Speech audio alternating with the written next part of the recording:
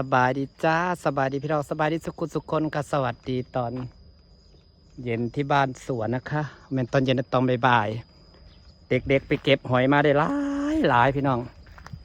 น้องตีน้องตาไปเก็บหอยมาแต่นางบริไปน้ำขาวว่านางขับไปให้มองกระเป๋าปีศาจเนาะหอยแท้หอยหวา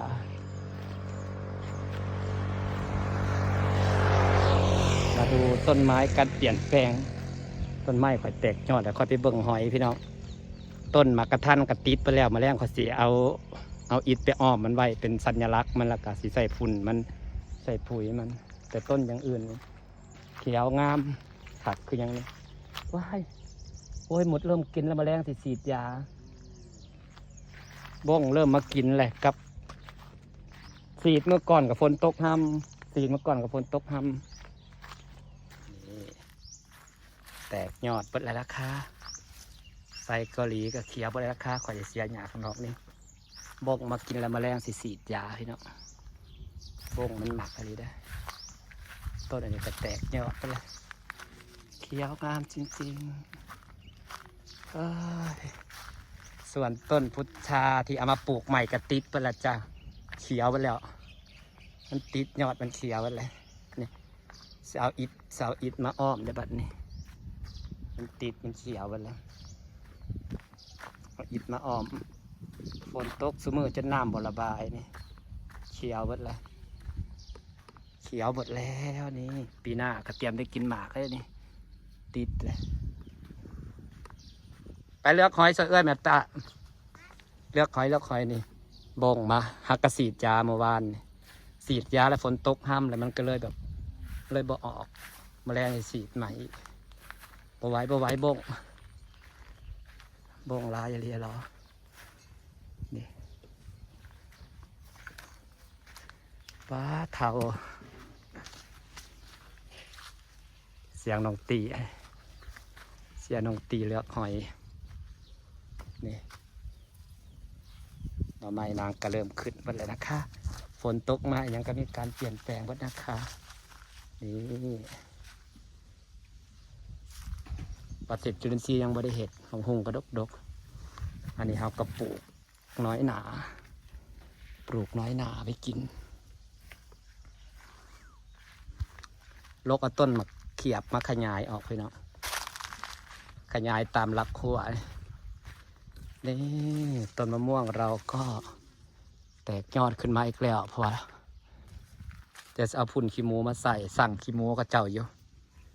นี่มาเขียบทางปูเอามาขยายออกตามแจหัวเฮ้ยจ้าที่นี่เสาขี้หมูมาใส่แตกยอดอีกแล้วข่าก็ออกดอกหลายครับว่าบางคนเขาจะเอาไปลวกกินในยอดดอกขายนะ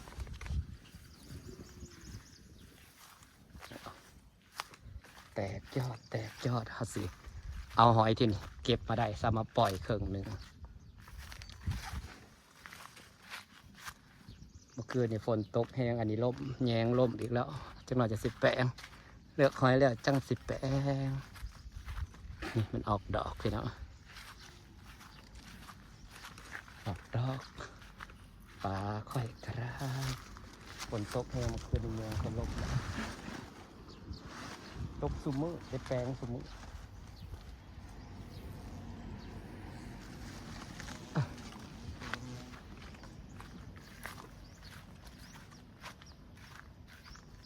ฝนมันตกแห้งเลยสิเอาแยงมาเสริมอีกซื้อแยงมาเสริมอีกพอเขาปล่อยหอยปล่อยอย่างน้ำออกดอกแล้วจะได้กินอีกรอบนะครับมะม่วงมันทางใหญ่เพื่อนส่วนมะพร้าวก็หวานเกลือมือก่อนกำลังเริ่มสัตว์มะเขือก็มันได้ตัดมันได้ถางเนี่ยอันนี้ตัดทางให้เพื่อนหมดแล้วแปดหมดแล้วมะพร้าวกำลังสัตว์นะคะถางให้แปดหมดแล้วมันก็สัตว์สิคะนี่งามแหงต้นมะพร้าวคอยมันสัตว์มันได้กินเกลือแล้วแบบนี้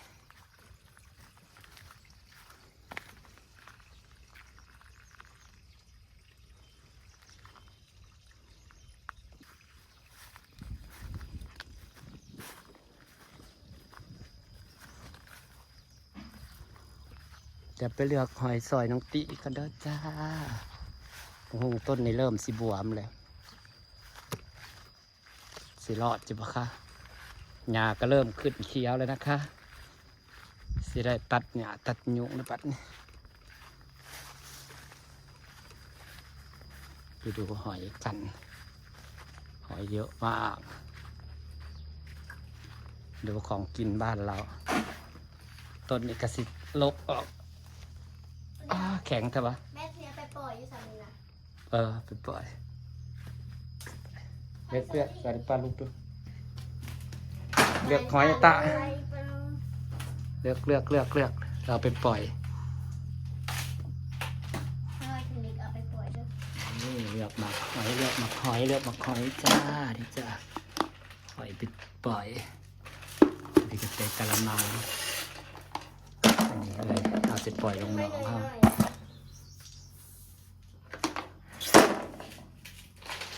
สบายดีอีกหนึ่งจะพี่น้องห้อนเด้ห้อนมาเลือกหอยปล่อยกับเด็กๆหอยเด็กเก็บมาใส่หอยปล่อยใส่ไหนเอาไว้กิน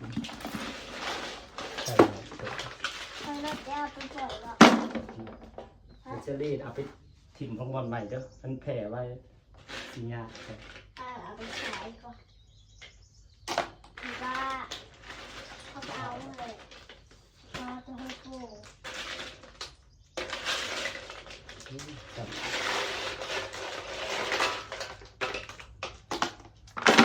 มีเอาไปปล่อยแล้วเนาะแม่เอาเป็นใหญ่ๆเรียร้อนไว้กินหลายแห้งเชอรี่นะเซลล์นี่เดี๋ยวเอา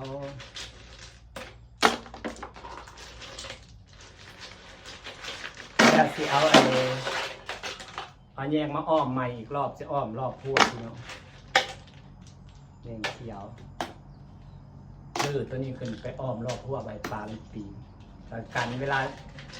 ลาน้ำแตกแก่งมากก็สิแบบสิเอาไปบ่ได้เพราะเขาเห็ดอ้อมไปหมดเลยเอาปลาเอาไปบ่ได้คนตกดีสมุนยัดน้ำแตกแก่งหน้ามันกระมาบอลายมันกระบอกคอจนใดแบบนี้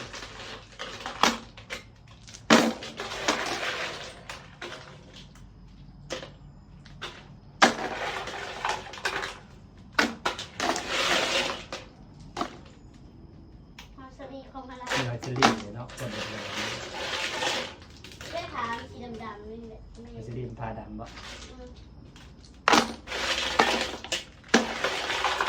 หอยปวดมันสิพามันสิด่างเนาะ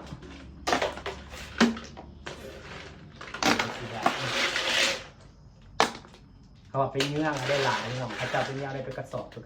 หอยมันหลายปีอันนี้เด็กๆไปเก็บมาจ้ะ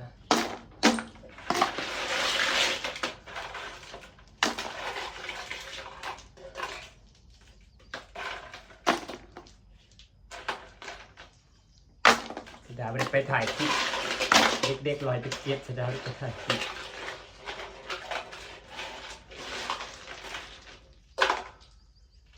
คุณจ้างเราไปอีกหนึ่งบอลเก่ามันกระเบิดตลอดเก็บบอลไหมงานไหนมือพวกเขาก็ไปเก็บเก็บ3-4 มือเหมือนกัน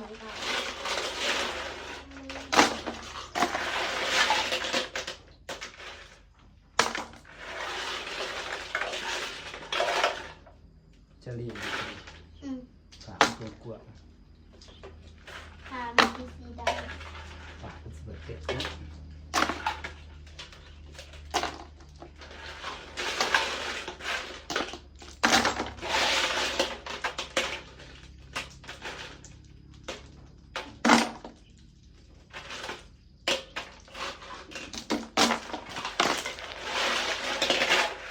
หลายเลยจ้ะ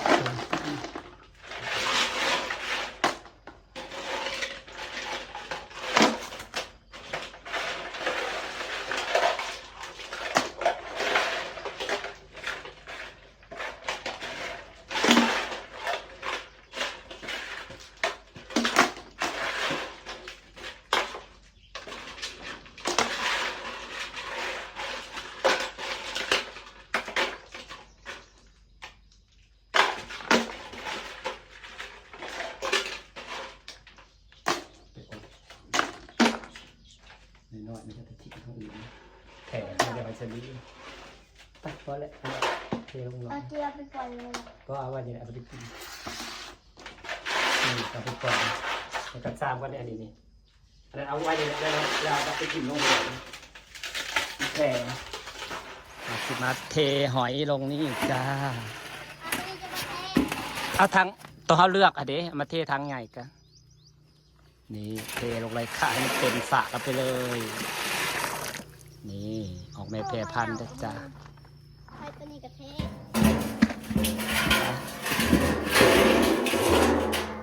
ออกแม่แพรพันธุ์ ปูองหลังมันไม่เน่า บริณาวปะรถหอยฮักกะเก็บของเศร้าอยู่ท่านหนาว เจ้านะติเจ้าชาย ออกแม่แพรพันธุ์ให้เต็มหนองเลยนะคะหอยจุบกระเทบอย่าจะใส่แจงมาอ้อมขังเทิงหัวเลยแบบนี้อ้อมยาวสุดเพราะว่ากันเวลาน้ำมาเด้น้ำมันมาแห้งสิอย่ามันตักเอาของอยู่ของกินเข้าไปเบิดปลาประจักหอยประจักหยัง เต่าไม่เสร็จเลยเนาะมันก็ลงน้ำ ฝนนักตกแห้งเสมอใครถ้ามีท่อระบายอยู่ พอจูบจะมีหน่อยใหญ่ใช่ไหมเต่านี่ หอยจูบกระลายได เต่าจะไปทางไหนเลย มันกระไปของมันเลยเนาะ มันก็ลงน้ำเดี๋ยว พี่น้องจ้าสิฝากบรรยากาศไว้ซ้ำนี่เด้อจ้าพากันมาปล่อยหอยกระตงตีลองตาสวัสดีจ้าบายดีปลารุงนะคะอ่ะเอาห้ามมาเทลงก่อนแบบนี้